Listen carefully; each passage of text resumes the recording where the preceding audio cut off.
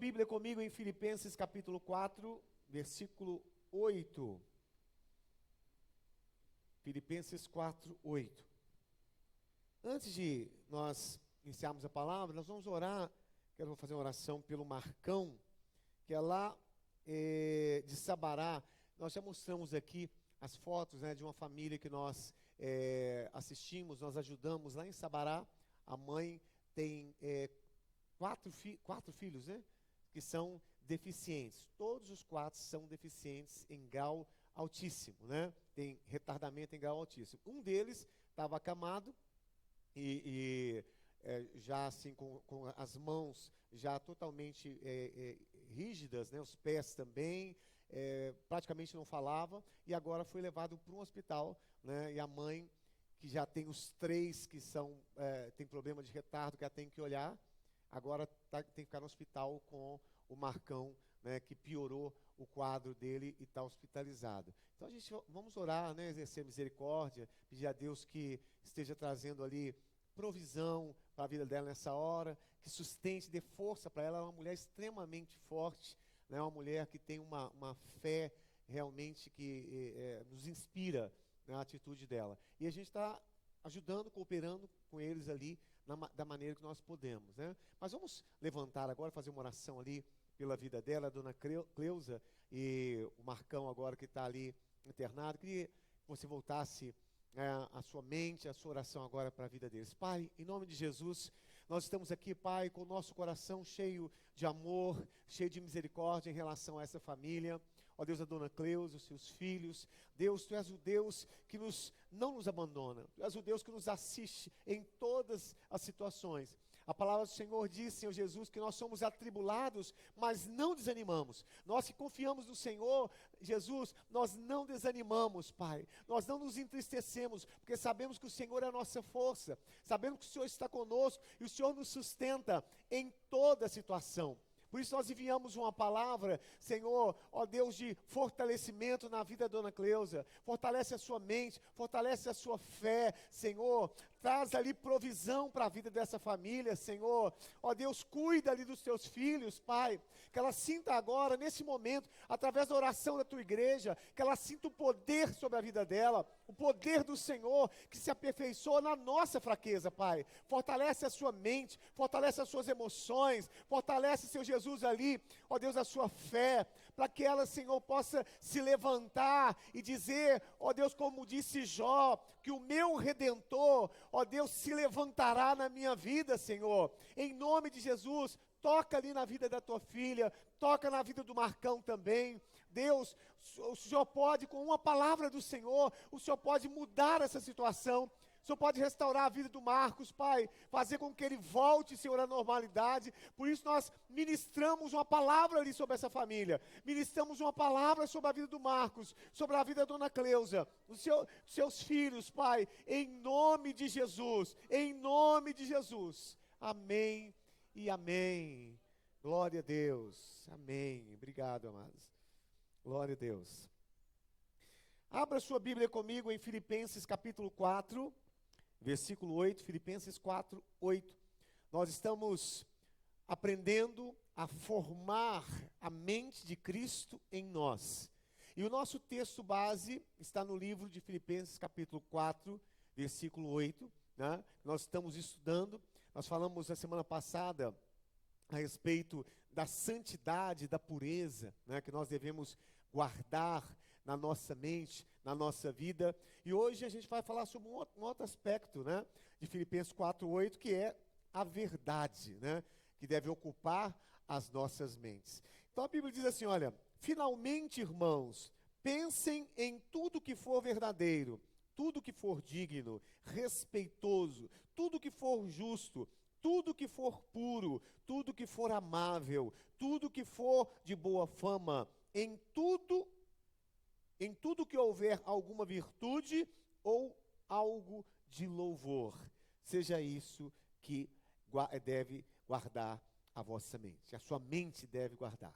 Então nós estamos, na semana passada, né, o G, nós falamos para os irmãos estarem decorando esse versículo, né?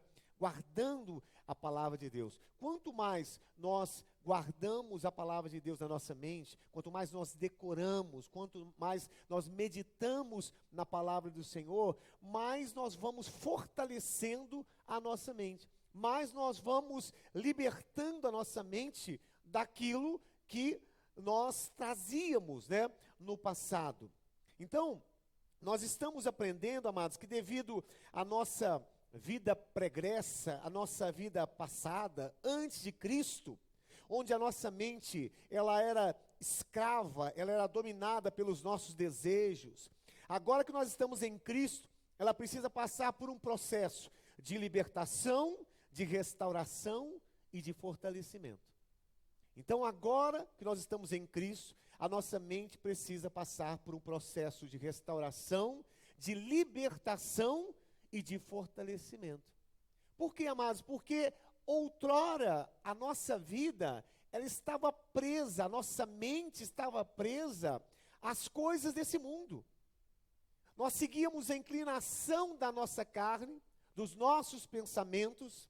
Nós seguíamos, a Bíblia diz, o príncipe das potestades do ar. Então nós estávamos totalmente presos, amados, a essa condição. No livro de Efésios a gente vê isso, Efésios 2, 1. Efésios 2, versículo 1. Diz assim, olha, vocês estavam mortos nas suas transgressões e nos seus pecados, nos quais costumavam viver, quando seguiam os padrões desse mundo.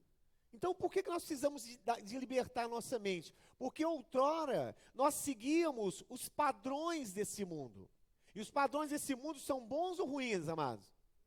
São ruins. Não são bons os padrões. O padrão de família desse mundo não é o padrão bíblico. O padrão em relação a espiritual desse mundo é contrário a Deus. Então, o padrão desse mundo é totalmente contrário àquilo que diz a palavra de Deus, né? O padrão desse século. Por isso que a Bíblia diz, não vos conformeis com esse século, não vos conformeis com esse mundo. Então ele diz assim, olha, nos quais costumávamos viver quando seguimos o padrão desse mundo e o príncipe do poder do ar. Ou seja, o poder das trevas, o próprio Satanás, nós seguíamos o príncipe, nós não seguíamos a Jesus e nem a sua palavra, nós seguimos o príncipe desse mundo. Essa era a minha condição e essa era a sua condição antes de Cristo. Olha como é que a nossa mente estava. Aí diz assim, olha, o espírito que agora atua nos filhos da desobediência. Antes, todos nós vivíamos como eles, satisfazendo os desejos da nossa natureza pecaminosa, realizando as vontades e os pensamentos da nossa carne. Como os outros, éramos, por natureza, merecedores da ira. Algumas traduções dizem, éramos como os filhos da ira. Então, olha a condição da nossa mente antes de Cristo, na nossa vida pregressa, né? Na nossa vida sem Cristo. A nossa mente estava totalmente cativa, presa aos padrões desse mundo, a satisfazer a vontade da nossa carne, os nossos desejos. E aí você se converte, Jesus ele entra na sua vida, o seu espírito passa a habitar no seu espírito, você se torna um só com Cristo, mas a sua mente permanece a mesma mente. Ela precisa passar por um processo de renovação, de restauração, de cura e de libertação. Quantos estão entendendo isso? Porque os padrões ainda permanecem lá. Se nós não tirarmos os velhos padrões, se nós não nos libertarmos desses velhos padrões, nós vamos ser crentes, filhos de Deus, mas com a mente carnal. Uma mente totalmente carnal, né? Ou seja, às vezes fazendo coisas erradas, mentindo, agindo de forma errada, adulterando, prostituindo. Por quê? Crentes carnais, porque a sua mente não passou pelo processo de renovação mental. Então, o que nós estamos estudando aqui, amados, é algo muito importante. Pode um crente estar na igreja, servindo a Deus há anos, mas ele pode estar fazendo coisas erradas? Sim, por quê? Porque ele não passou por esse processo de renovação mental, ele não se expôs à palavra, ele não reteve a palavra, ele não deixou que a luz da palavra entrasse na sua mente, libertasse, né, a sua mente, restaurasse e fortalecesse a sua mente. Os irmãos estão entendendo? Por isso, nós precisamos ter esse entendimento, né? Que apesar de nós sermos cristãos, mas nós podemos permanecer com os velhos padrões se nós não passarmos por esse processo de renovação, de restauração, libertação e fortalecimento da nossa mente. Diga glória a Deus. Então, nós temos visto que a nossa mente, amados, ela não pode ser mais um terreno baldio. A nossa mente não pode ser como um terreno abandonado, deixado de lado, que você não atenta para o que está acontecendo nos seus pensamentos, você não se preocupa com o que está entrando e com o que tem que sair, né? O que você retém e o que você não retém. Então a nossa mente, ela não pode ser mais como um terreno baldio e abandonado, mas ela deve ser um terreno murado, um terreno guardado. A Bíblia diz assim em Provérbios 25, 28. Provérbios 25, 28. Como uma cidade com os muros derrubados, assim é quem não sabe dominar-se.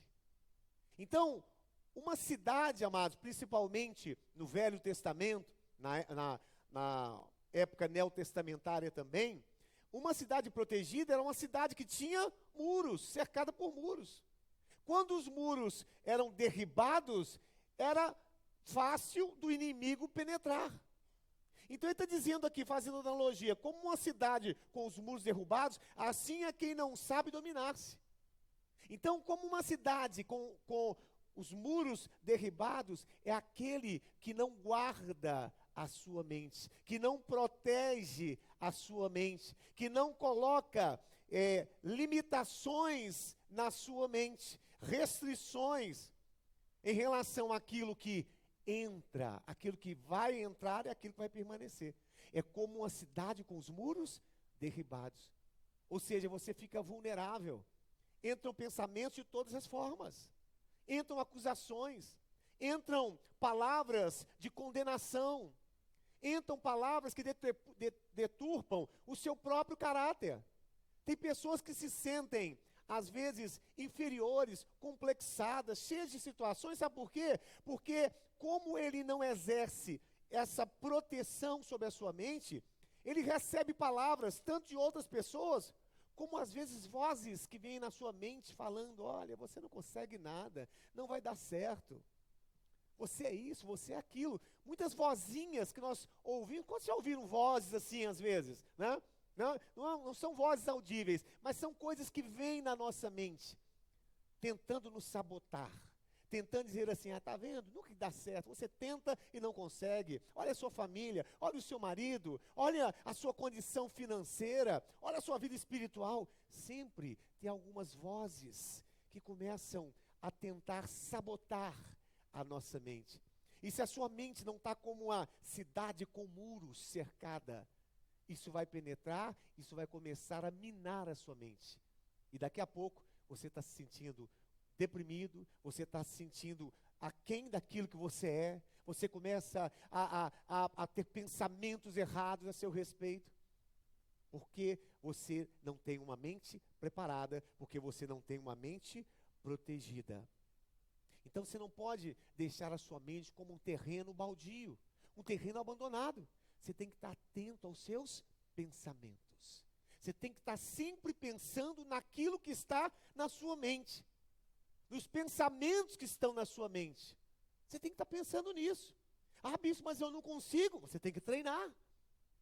Você tem que treinar. Você sabe que hoje algumas pessoas sofrem de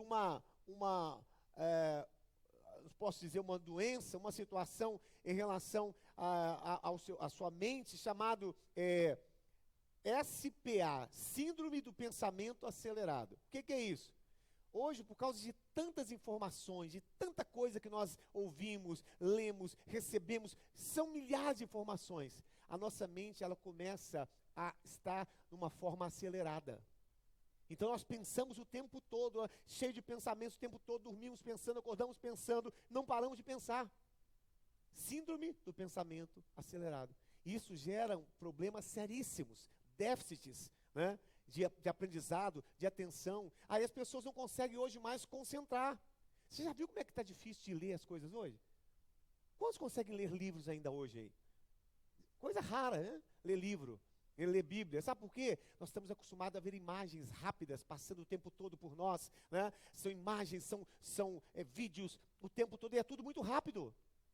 Você pega uma música aí, você vai ouvir, são tantas cenas que aparecem, porque hoje são essas cenas que comandam, né? Para que você se prenda àquilo que você está assistindo. Então, um vídeo de música são dezenas de cenas que aparecem o tempo todo.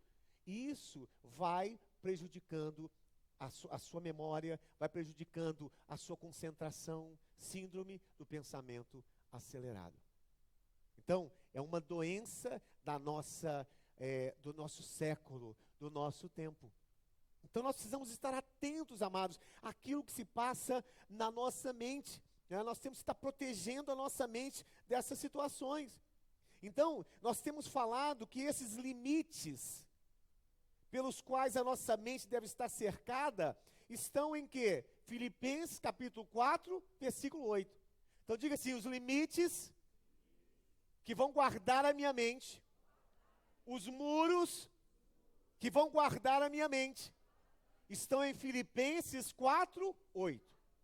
Filipenses 4, 8. Então a gente vai ler novamente. Finalmente, irmãos, pensem em tudo que for verdadeiro, tudo que for digno de respeito, tudo que for justo, tudo que for puro, tudo que for amável, tudo que for de boa fama, em tudo que houver alguma virtude ou algo de louvor, seja nisso que você deve pensar.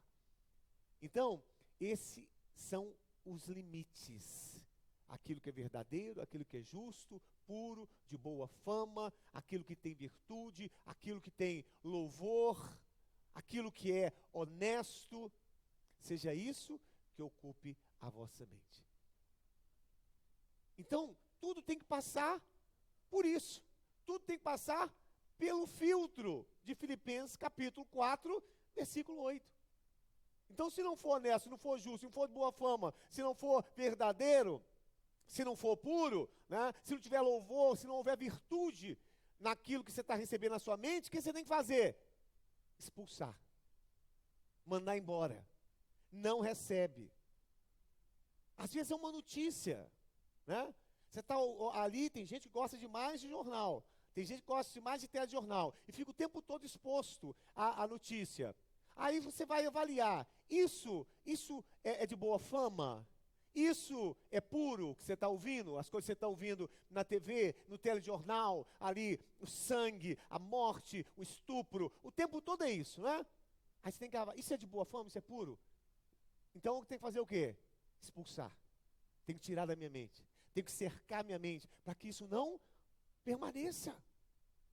Às vezes é alguém que chega falando alguma coisa com você, tem que passar pelo filtro. Às vezes é uma fofoca, às vezes falando mal de alguém, aí vem para você. Aí você pensa assim, peraí, isso é de boa fama? Isso é puro? O que ela está me falando a respeito daquela outra pessoa, isso é puro? Não permanece na sua mente. É assim que tem que ser feito. Você tem que agir dessa forma para que você tenha uma mente preparada, você tenha uma mente fortalecida, você tenha uma mente protegida como uma cidade sem muros. Então, isso exige treinamento, isso exige que você tenha uma atenção em relação a tudo aquilo que você está ouvindo, vendo, tudo que você está recebendo. Você precisa passar por esse crivo, por esse filtro de Filipenses capítulo 4, versículo 8. Então, nós estamos, irmãos, numa guerra, diga assim, nós estamos numa guerra pela posse da nossa própria mente.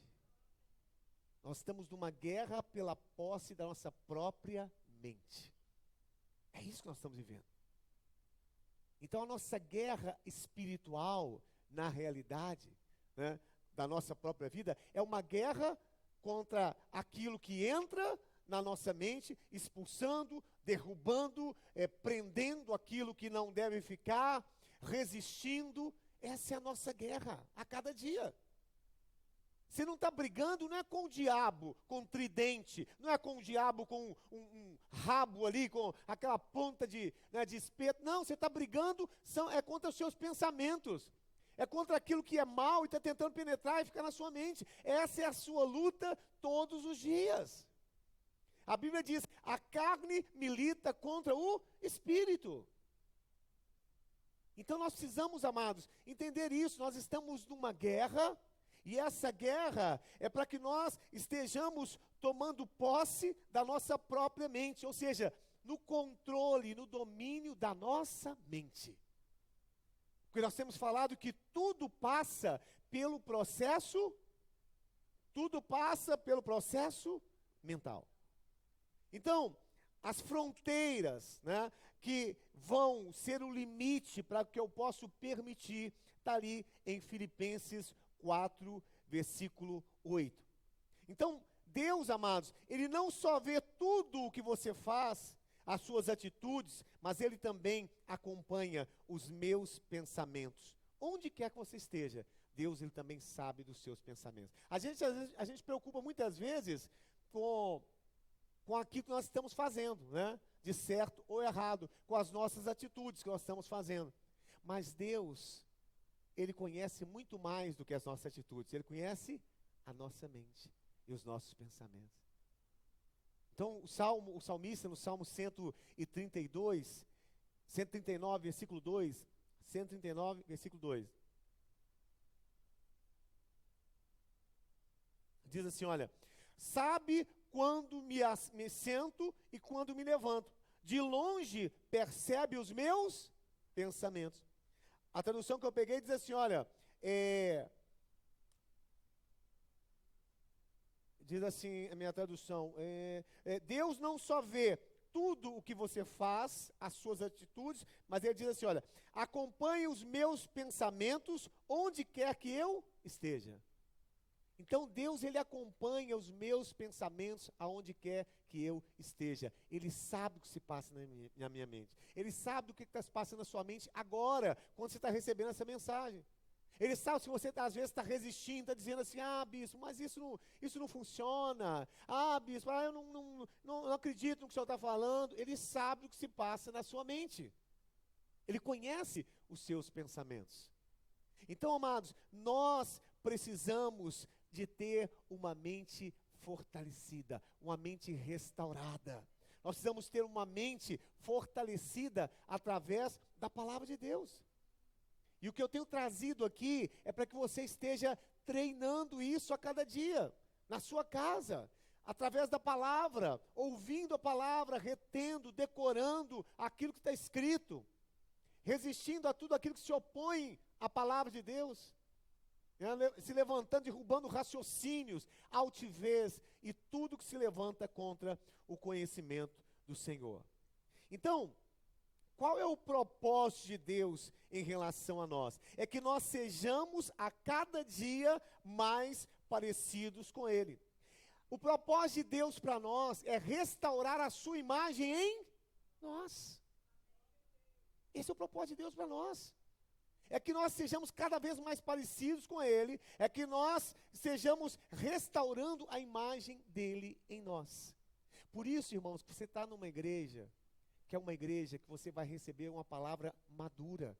Aqui não é para você ficar, brincando, e vem para a igreja, aí tem aquelas coisas, aquelas dancinhas, Aqui não. Aqui você está para ser treinado, para amadurecer e para crescer.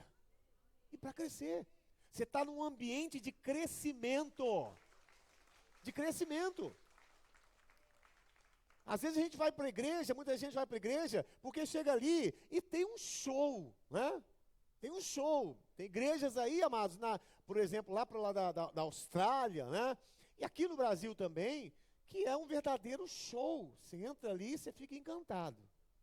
Mas, amados, uma coisa é você estar num show. Outra coisa é você estar sendo confrontado pela palavra. Outra coisa é você estar recebendo a palavra, ela está penetrando, dividindo juntas as medulas, espírito e alma, sabe? Mudando, transformando a sua vida.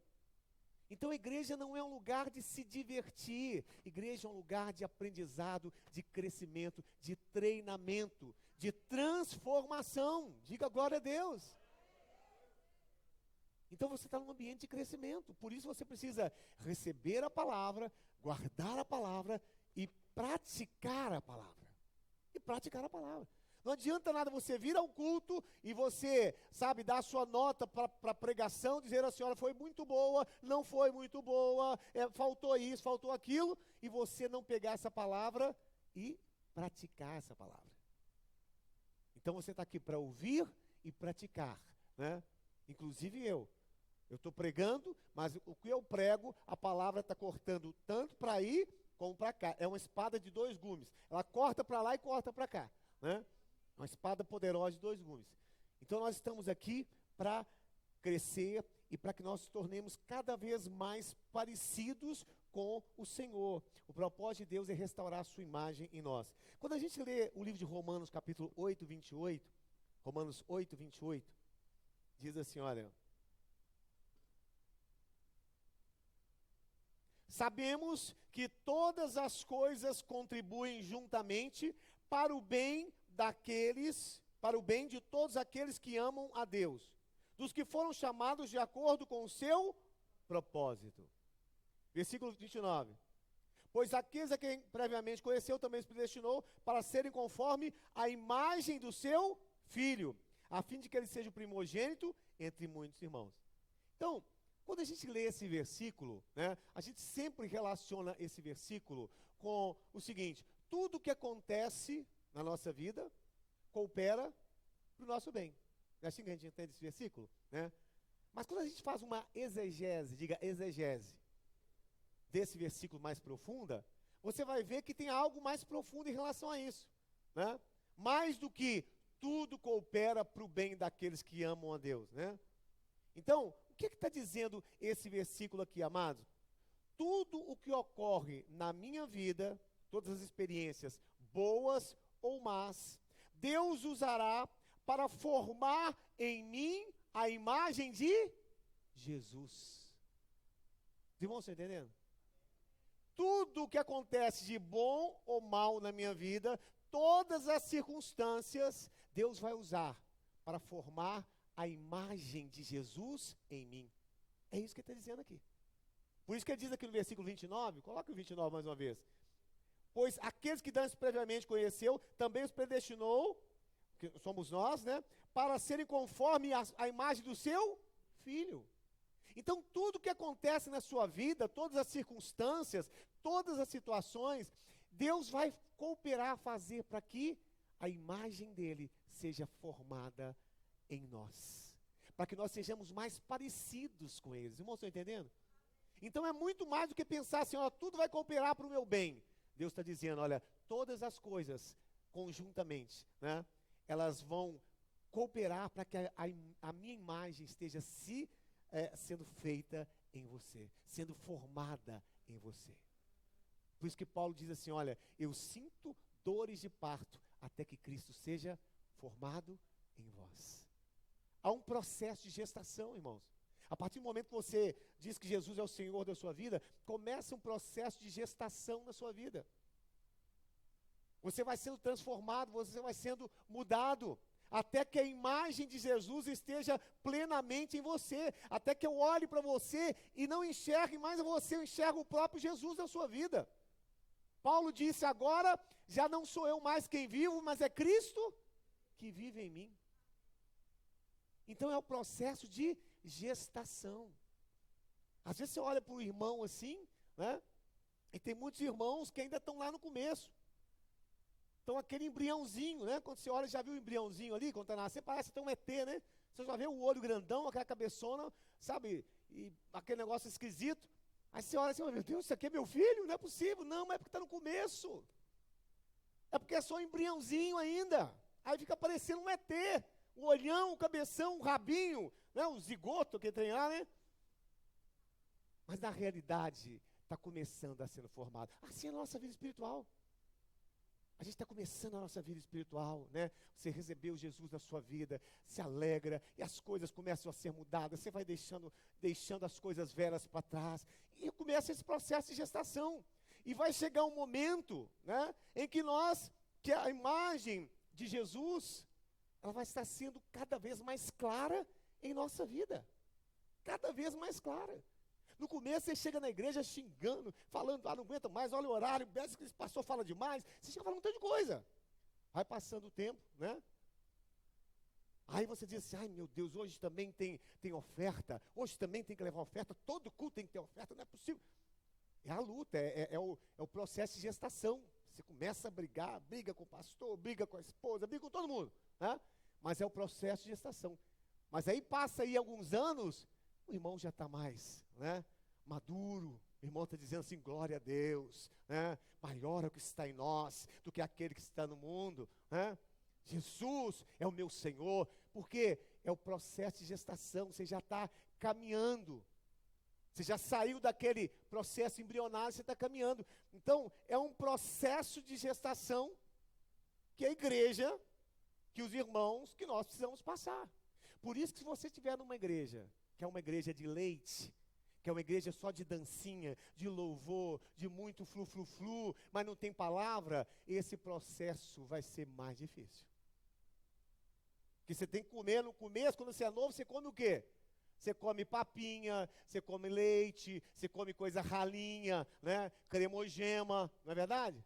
Mas quando você vai crescendo, aí você já vai sentir necessidade de dobradinha com feijão branco, mocotó, né? Carne de sol, né? Feijoada. Não pode ficar na papinha, porque senão não cresce. Senão dá um problema. Como é que chama, amor, esse problema quando a pessoa ela não cresce? Raquitismo espiritual. Raquitismo.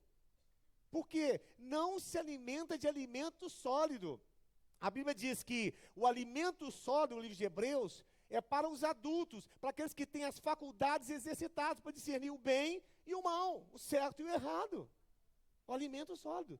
Mas se você está só se alimentando de papinha, você vai se tornar um cristão carnal. Paulo disse isso para os coríntios. Leite vos dei a beber, porque sois carnais. Então tem igreja de cristão carnal? Tem, está cheio, amado. Irmão brigando com irmão fofocando de irmão entrando na justiça contra outro irmão falando do pastor, da mulher do pastor. Está cheio disso. Por quê? Porque não estão crescendo espiritualmente, né? Então, quanto mais nós nos alimentamos de alimento sólido, mais maduros nós ficamos e mais nós deixamos as coisas de criança. Deixamos as coisas de criança. Então, esse é o processo que nós estamos ensinando os irmãos aqui. Então, é um processo duro, bispo? É um processo duro. Até que Cristo seja formado em nós. Aí a sua maneira de falar já vai ser diferente, Célia, né? A sua maneira de olhar o irmão já vai ser diferente. A sua maneira de tratar as coisas de Deus vai ser diferente. Tudo vai ser diferente. Porque você já está avançando nesse processo espiritual. Então é um duro processo até que Cristo seja formado em vós, em nós. Por isso que Paulo diz, eu sinto dores como que dores de parto. Você já imaginou Paulo com a igreja de Coríntios, amado? Aquela igreja difícil. O que mais tinha na igreja de Coríntios era carnalidade, era briga, era dissensão, irmão contra irmão, era um tendo caso com a sua madrasta, e era uma confusão danada, irmão entrando contra irmão na justiça. E Paulo diz, gente, eu estou como que dor de parto, dificuldade. Até que Cristo seja formado em vós. 2 Coríntios 3,18 diz assim, 2 Coríntios 3,18. Assim todos nós, que com a face descoberta contemplamos a glória do Senhor, estamos sendo transformados segundo a sua imagem, com glória cada vez maior, a qual vem do Senhor, que é o Espírito. Portanto, visto que temos esse ministério pela misericórdia que nos foi dada, não desanimamos. Então, ele está dizendo aqui, amados, portanto, todos nós, dos quais o véu foi removido, podemos ver e refletir a glória do Senhor. E o Senhor, que é o Espírito, nos transformará gradativamente, diga gradativamente, a sua gloriosa imagem, deixando-nos cada vez mais parecidos com Ele. Então nós somos transformados de glória em glória gradativamente, até que sejamos mais parecidos com Ele. Então, hoje eu quero falar um pouquinho, né, nesses minutos finais, sobre tudo o que é verdadeiro. Nós falamos sobre tudo o que é puro, tem que ocupar a nossa mente, né? A Bíblia diz que sem santidade ninguém verá o Senhor. O que é verá o Senhor? Ninguém vai ver o Senhor agir na sua vida. Não é que não vai ser salvo, não. Porque a salvação é pela graça, não é porque você é santo que você vai ser salvo.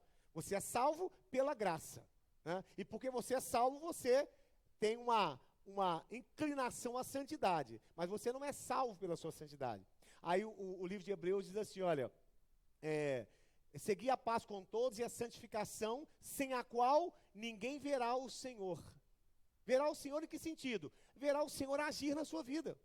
Se você não anda com a vida em santidade, né, deixando o que é profano, não buscando as coisas erradas, se separando, né, daquilo que é mal, a Bíblia diz que você não verá o Senhor agir na sua vida. Por isso que a gente tem que andar em santidade.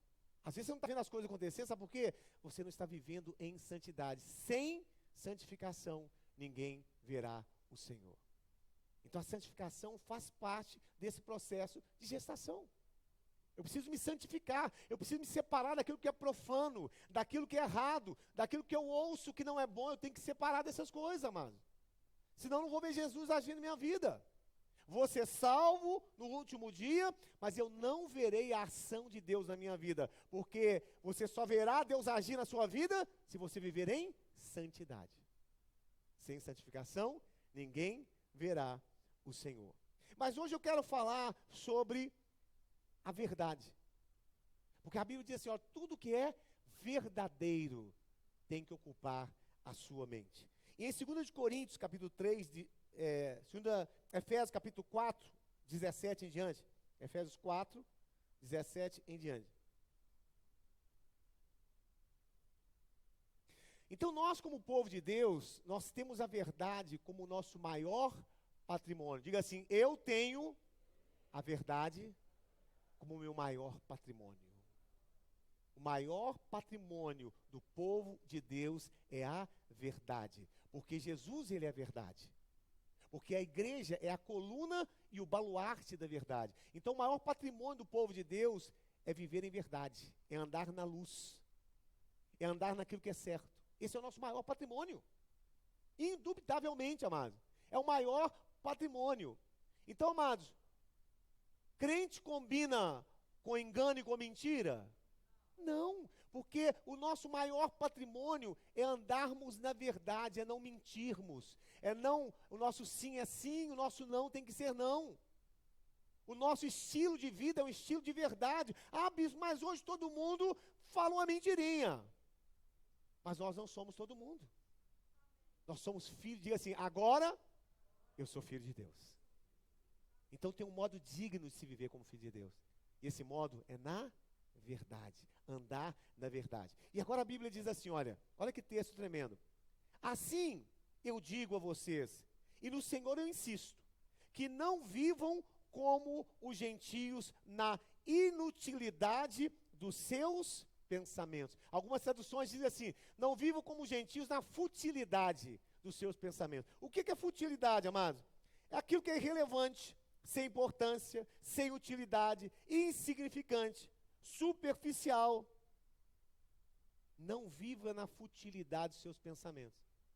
Acompanhar, por exemplo, a vida das celebridades é futilidade, amado? É futilidade. Ficar procurando seguidores o tempo todo. Eu preciso, sabe, a pessoa chora, morre porque alguém deixou de me seguir. É futilidade? É futilidade.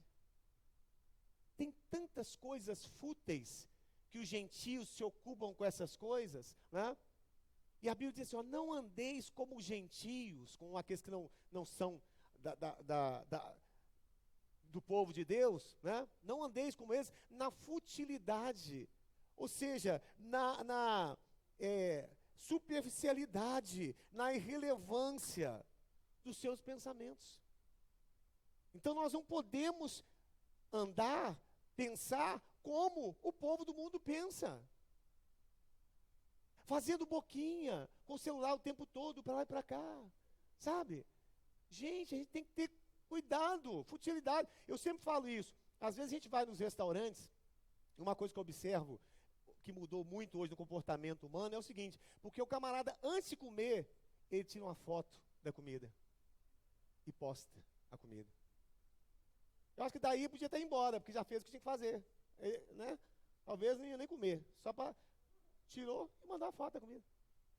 Eu acho isso de uma futilidade tão grande, né? Porque o momento da comida é um momento sagrado, né, Ailson? Você está ali comendo sua comida, está ali sua família, mas o camarada, antes de tudo, manda todo mundo, para todo mundo.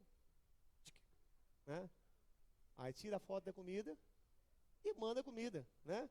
Aí faz caras e bocas e bota a comida aqui e fala... Não andei como gentios na futilidade dos seus pensamentos. Gente, tem tanta coisa fútil, tanta coisa sem importância, sabe? Que não vai te levar a lugar nenhum. Então, a gente podia falar de muita futilidade, mas não é esse o caso aqui. Então, a Bíblia diz assim, vamos voltar lá. Efésios capítulo 17, 25. A supervalorização dos bens materiais, né? Hoje a pessoa, ela é valorizada por aquilo que ela tem. Hoje ela é alguém porque ela tem um carrão, porque ela tem uma casa muito bonita, porque ela se anda com um certo tipo de marca. Isso é o quê? Futilidade. Futilidade dos seus pensamentos, né? Não andeis na futilidade dos seus pensamentos. E você sabe, amados, que o brasileiro que é muito cheio dessas coisas, lá fora o pessoal não é tanto assim não. Não, a Laís está aqui, ela é prova disso, a cunhada dela, né, se eu não erro aqui, da australiana, e amados, a simplicidade que esse povo australiano é, não tem esse negócio de roupa de marca, não tem esse negócio de muito luxo, não tem nada disso não, é só o brasileiro que é emergente, que é bicho besta e bobo, que fica nesse negócio de querer ficar aparecendo nas redes sociais e mostrando aquilo que não pode. Não é assim? Querendo mostrar aquilo que não pode ter. Para as pessoas pensarem dele aquilo que ele não é. É uma confusão tremenda. Mas as pessoas, a futilidade dos pensamentos.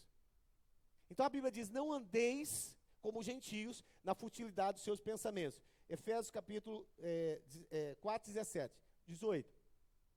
Assim... Eu digo a vocês, e não insisto, que não vivam mais como gentios na inutilidade dos seus pensamentos.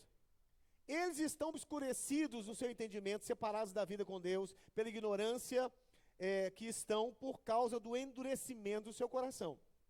Tendo perdido toda a sensibilidade, eles se entregaram à devassidão, cometendo com avidez toda espécie de impureza. Todavia, não foi assim que vocês aprenderam com Cristo. De fato, vocês ouviram falar dele e nele foram ensinados, de acordo com a verdade que está em Jesus. Com a verdade que está em Jesus. 22. Quanto à antiga maneira de viver, dispam-se do velho homem que se corrompe com seus desejos enganosos, para serem renovados no modo de pensar. Se vestirem do novo homem, criado para ser semelhante a Deus em justiça, santidade, proveniente que? Da verdade. Portanto, cada um de vocês deve abandonar a mentira, falar a verdade uns aos outros, pois todos nós somos membros de um mesmo corpo.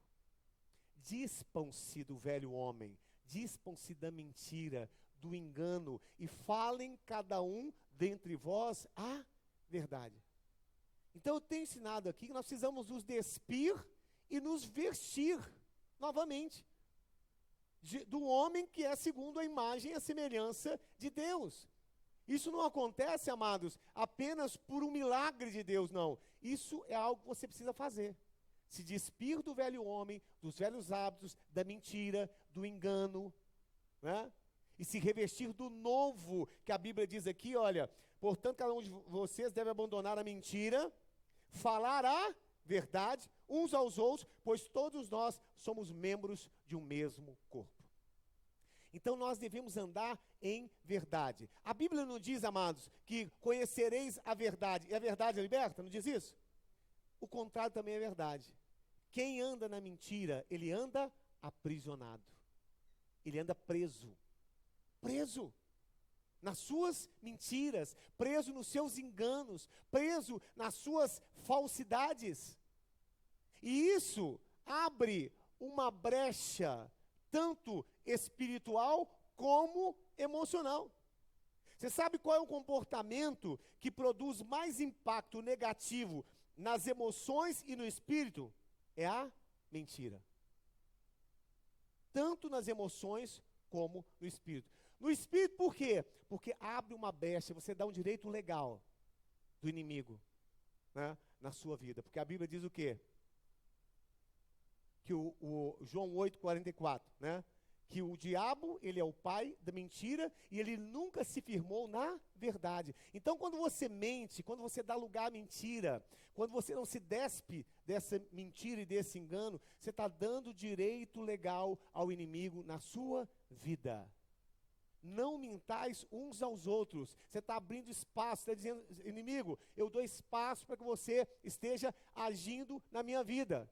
Mentira abre direito legal sobre a vida da pessoa. E às vezes, sabe o que acontece, amados? Nós vamos mentindo, e nós passamos a enganar a nós mesmos. Eu estava vendo um treinador, que é coach, ele chama Paulo Vieira. Eu gosto muito de Paulo Vieira. E ele faz trabalho nas prisões. E ele faz um trabalho na prisão que ele chega ali, né, hoje os treinadores dele é que fazem. Mas ele vai na prisão, e aí ele leva uma palavra na prisão chamada autorresponsabilidade. Então ele falou que quando ele fazia essas palestras, ele falava, né, com os presidiários, e cada presidiário falava assim, essa sociedade é que me colocou aqui, eu estou assim porque, sabe, a gente não tem emprego, e a gente não tem isso, a gente não tem aquilo. E aí com as ministrações do Paulo Vieira, falando sobre autorresponsabilidade, ou seja, cada um é responsável por aquilo que colhe, né? Pelos resultados que tem. São 4 meses que ele falou que ele faz na prisão. Passaram-se 4 meses, os presos estão dizendo assim, olha, eu estou aqui porque eu mereço. Eu estou aqui porque eu fiz errado. Então eu quero ficar aqui porque eu quero pagar pelos meus erros. Eu quero ficar aqui porque quando sair daqui, eu vou mostrar para essa sociedade que eu sou uma pessoa de bem. Eu errei, eu assumo, eu isso, eu aquilo. Ele disse assim que um dos presos chegou perto dele e disse assim, olha, Paulo, eu estou aqui nessas cadeias, atrás dessas grades, ele balançando as grades, disse assim, olha, mas eu sou livre agora, porque eu assumi responsabilidade por aquilo que eu fiz. Lá fora, eu estava preso. Lá fora eu estava preso, agora eu sou livre. Então, amados, muitas pessoas enganam a si mesmas. Muitas pessoas, às vezes, mentem para si mesmo. Às vezes o camarada é um pai terrível. Não é um bom pai. Não assume seu papel de pai. E aí ele fica enganando, mentindo para si mesmo. Meu filho fez isso. Meu filho agora entrou para as drogas. Meu filho me abandonou. Meu filho me tratou mal. E ele diz assim, puxa vida, eu não mereço isso. Ele está mentindo para si mesmo. Às vezes o camarada está com um problema financeiro gravíssimo, né? Devendo todo mundo, devendo o banco. E aí diz assim, puxa vida, eu estou na igreja, sou dizimista, faço isso e aquilo, e olha a situação que eu estou. Se colocando como vítima, mas na realidade ele está mentindo para si mesmo. Ele foi o culpado, ele não buscou ajuda. Ele não quis aprender. Ele não quis fazer um curso para aprender como agir com o seu dinheiro. Você sabe aquela pessoa que diz assim, olha, do meu dinheiro cuido eu. Aí cuidou tanto que está devendo Deus e o mundo. Tem coisas, amados, que nós precisamos aprender, tem coisas que a gente não sabe. A gente tem que procurar pessoas que sabem, mas o orgulho é muito grande. E aí a gente sofre.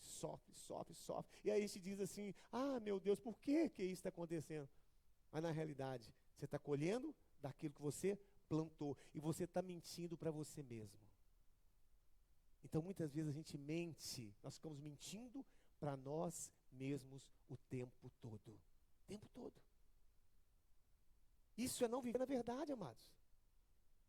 Porque viver na verdade é você assumir a responsabilidade pelos seus atos.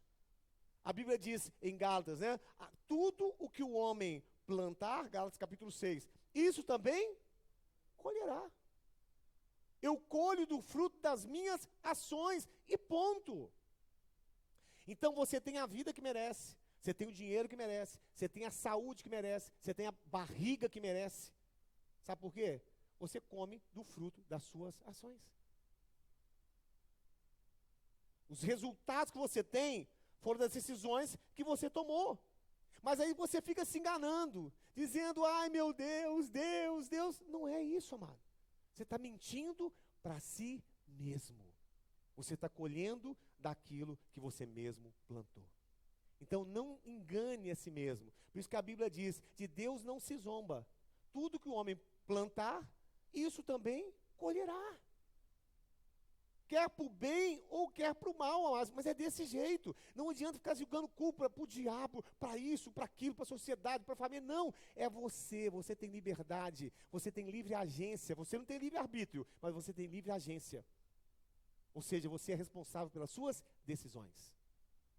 Quantos podem dizer amém? Você é responsável pelas suas decisões. Então você pode mudar essas decisões, né? E você pode começar a andar na verdade. O filho da luz, amados, ele anda na verdade. Efésios capítulo 5, versículo 8 e 9. Efésios 5, 8 e 9.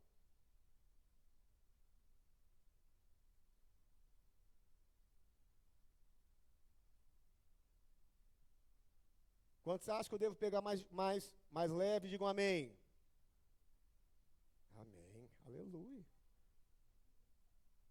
Efésios 5, 8. Porque antes vocês eram trevas, mas agora são luz no Senhor. Vivam como filhos. Versículo 9. Pois o fruto da luz consiste em toda bondade, justiça e verdade. Bondade, justiça e verdade. Sócrates, o filósofo, ele dizia o seguinte: um dos seus discípulos, né, um discípulo de Sócrates, chegou perto de Sócrates e diz assim: mestre, estão falando mal do senhor, estão difamando o seu nome, estão falando que o senhor é isso e aquilo. Não falou com ele o que era, né? Mas todo irritado porque estavam falando mal do mestre dele, que era Sócrates. Aí Sócrates diz assim: olha, deixa eu te perguntar uma coisa. Existe um filtro que Sócrates fala na história da vida de Sócrates, que se chama justiça, bondade e verdade. Aliás, utilidade, bondade e verdade. O discípulo de Sócrates foi falar com ele, e quando ele foi falar com Sócrates, Sócrates falou assim: o que você vai me falar é verdade? Aí o discípulo diz assim: olha, eu não sei, porque tem muitas versões, então eu não posso dizer para o senhor ao certo se é verdade. Tudo bem. O que você vai falar para mim é algo bom? Aí diz assim: não é bom não, porque você está falando mal do senhor. Né? Aí diz assim: o que você vai falar para mim é algo útil? Ele diz assim: não é útil. Porque foi algo tentando te difamar. Então ele falou assim: então é melhor que você não me fale. Então não passou na peneira, né, ali no filtro de Sócrates, bondade, utilidade e verdade. Então se aquilo não é bom, não é útil, não é verdadeiro, não receba e nem fale, nem passe para diante, gente. Tem que ser assim, ué. Não é verdade? Nem passe para diante. Principalmente quando a notícia é ruim, né? Não é útil, não é bom, não é verdadeiro. Então a Bíblia diz que aquele que é da luz, ele anda na verdade, na bondade e na justiça. Outrora nós éramos trevas, fazíamos de tudo, né? Estávamos nem aí. Agora que somos luz, é na justiça, na bondade e na verdade. Então, amados, quem é da verdade, o seu sim é sim e o seu não é não. Quem é da verdade não se posiciona com a maioria, como a maioria pensa ou como a maioria fala, mas os nossos princípios e valores estão de acordo com a palavra de Deus. Então, quem é da verdade aqui? Você não tem que ficar preocupando em agradar X ou Y. Você tem que agradar a Deus e aos princípios da palavra de Deus. Porque nós somos da verdade. Então o seu sim tem que ser sim e o seu não tem que ser não. Você não tem que ficar seguindo a maioria do que eles falam. Não tem. Ah, bispo, mas todo mundo diz isso. Ah, mas todo mundo fala isso. Nós não somos da maioria, nós somos da verdade. Então você não tem que ficar preocupado. Ah, gente, mas o que eles vão pensar de mim? Não, você é da verdade, você é da luz. Você não tem que ficar preocupando em agradar X ou Y. Não. Você é da verdade e você é da luz. O seu sim tem que ser sim e o seu não tem que ser não. Então a verdade tem que ser o nosso estilo de vida, amados.